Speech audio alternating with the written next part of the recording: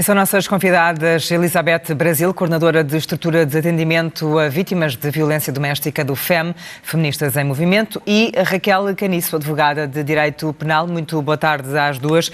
Vou começar por si, Elizabeth. Alguém que se queixa de violência física e psíquica reiterada.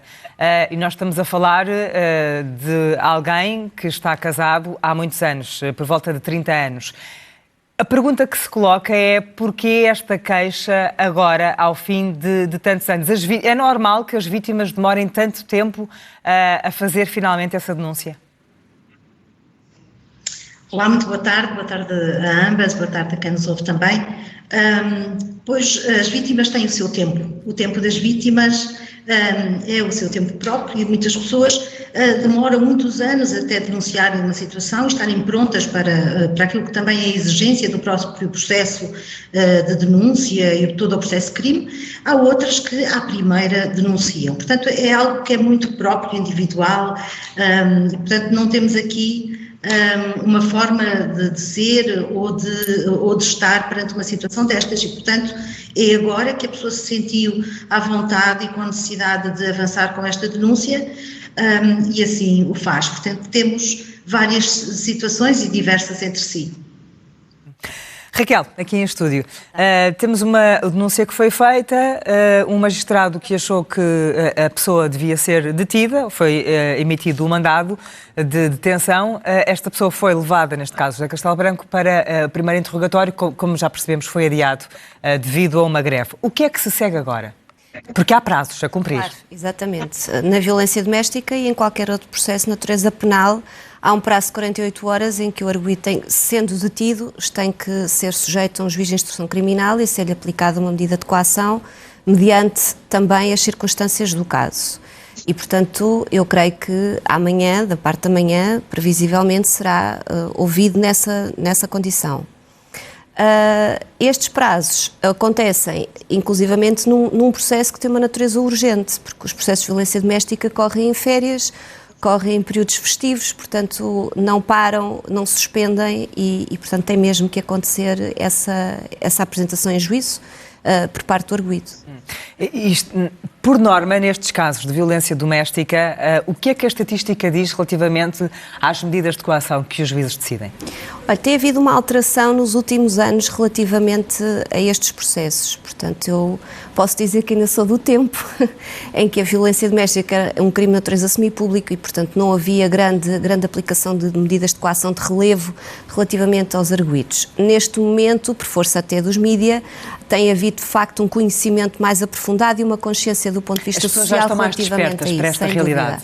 E, de facto, tem-se assistido a medidas de prisão preventiva, a proibição de contactos, obviamente, terá que acontecer, medidas de afastamento... E isso, por exemplo, a proibição de contactos, depois na prática, é isso que se verifica? É isso que se verifica, porque há depois um mecanismo eletrónico de afastamento, através de uma pulseira eletrónica e de um equipamento específico que mede... Ligado às autoridades. Exatamente, que mede a distância e há um raio mínimo e máximo em que as pessoas poderão circular sem poder aproximar-se e ao mínimo sinal o sistema avisa e, portanto, avisa não só a vítima, como avisa ao próprio arguido que pode até estar numa circunstância, como já aconteceu, por exemplo, às vezes num supermercado ou num centro comercial de grande dimensão em que as pessoas não vão com o propósito de se encontrar, mas por vicissitudes do sistema avisam e a pessoa tem que sair, neste caso o arguido tem que sair do sítio onde está. Não há dúvidas que essa medida é eficaz. Funciona, sim senhora, funciona. E aqui será esta circunstância, inclusivamente os próprios contactos diretos através do telemóvel ou por outros meios, ou por interposta pessoa, têm que ser vedados para que a vítima possa tranquilizar-se e possa respirar fundo depois de tudo aquilo que já padeceu, como é óbvio. Elizabeth, há pouco falávamos nas diferentes personalidades das pessoas, há umas que denunciam rapidamente, há outras que guardam durante anos até tomarem coragem. Quais são os sinais da sua experiência a que as pessoas podem estar atentas e que podem dar a entender que alguém é vítima de violência doméstica? Física, psíquica ou as duas?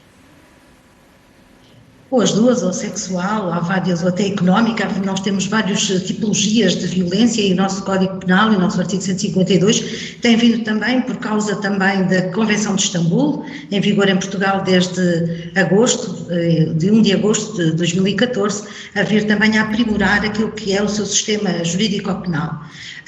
O que nós sabemos é que a violência doméstica é um crime insidioso, muitas vezes ele vem e ele manifesta-se de forma insidiosa, vai entrando, muitas vezes também com esta naturalização que ainda temos e banalização da violência doméstica, é algo que está muito naturalizado. Temos aqui as questões de género, uma educação,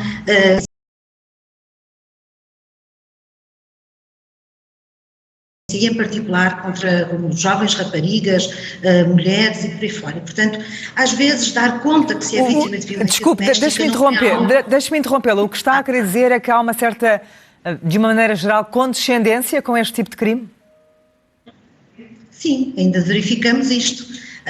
Aliás, esta própria história, esta situação que está a ser relatada, parece que é algo que já vem de algum tempo atrás, e que havia pessoas que até saberiam de tudo isto. Quando nós falamos de um crime de uma natureza pública, que fazemos hoje, este mês, aliás, dia 27, fazemos 24 anos de um crime de natureza pública em Portugal, se ele significa uma obrigatoriedade de denúncia por parte de todas as pessoas que estão no âmbito do conceito de funcionário,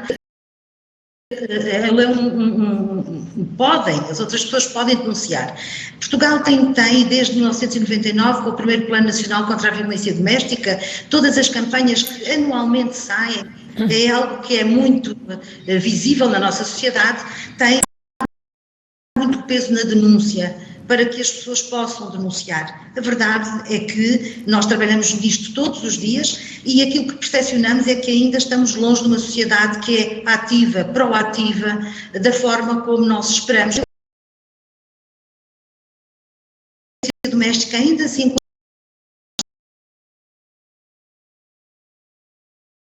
temos que perceber e reconhecer os grandes avanços que fizemos, não só em termos legislativos, mas também da sociedade em geral. E hoje fala-se de violência doméstica, como antes não se falava, há uma visibilidade e isso traz também novidade e alteração da sociedade. Agora, já percebi que já houve avanços, mas há ainda um longo caminho a fazer. O nosso tempo está a terminar. Deixa-me só fazer...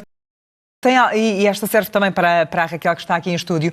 Tem ideia de quantos casos ou percentagem de casos é que acabam arquivados?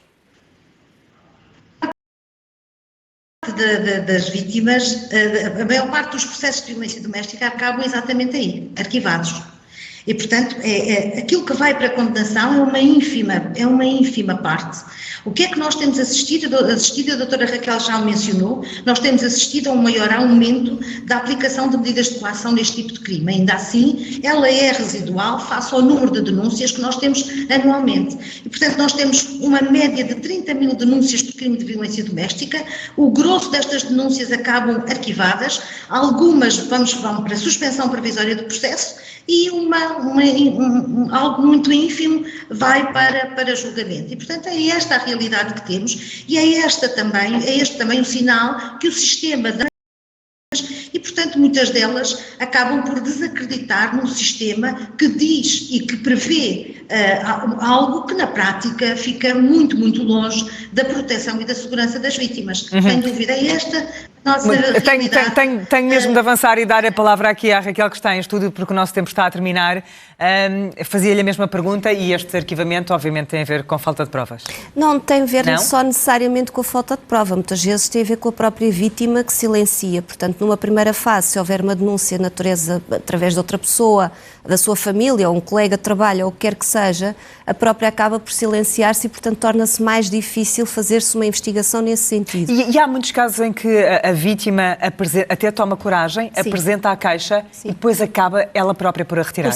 retirar nunca poderá retirar, porque a natureza do crime veio precisamente, ao modificar-se... Quando eu digo retirar, é mudar, ai não, afinal não foi bem assim, isso acontece. E silenciando-se. Portanto, no caso de ser um cônjuge, goza de uma prerrogativa específica no âmbito do processo penal, em que as testemunhas com determinada relação de proximidade familiar, ou neste caso da conjugalidade, permite-lhes reservar-se ao silêncio se assim quiserem e, portanto, silenciando-se não se consegue depois produzir a dita prova.